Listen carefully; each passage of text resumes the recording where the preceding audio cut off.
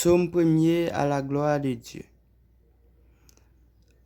À la bon, ça bon pour moun qui pas écouter conseil méchant yo, qui pas suivre exemple moun qui fait ça qui mal, qui pas chita ensemble avec moun qui passé bon Dieu dans bêtise, mais qui prend tout plaisir dans la loi Seigneur, qui repasser dans tête li la journée kou la nuit.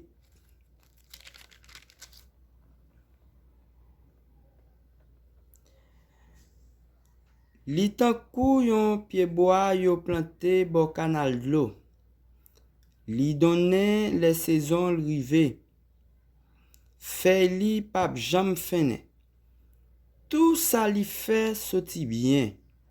Mais c'est pas même bagay pour méchant yo. Yo tan kou pay vent ap gaye. C'est peut-être ça. Jou jugement, méchant yo pap ka leve tête devant bon Dieu. Moun qui fait mal yo pap chita ensemble avec moun qui fait ça qui bien.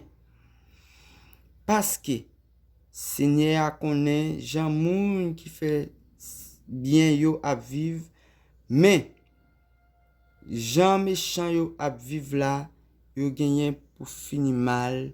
Parole du Seigneur.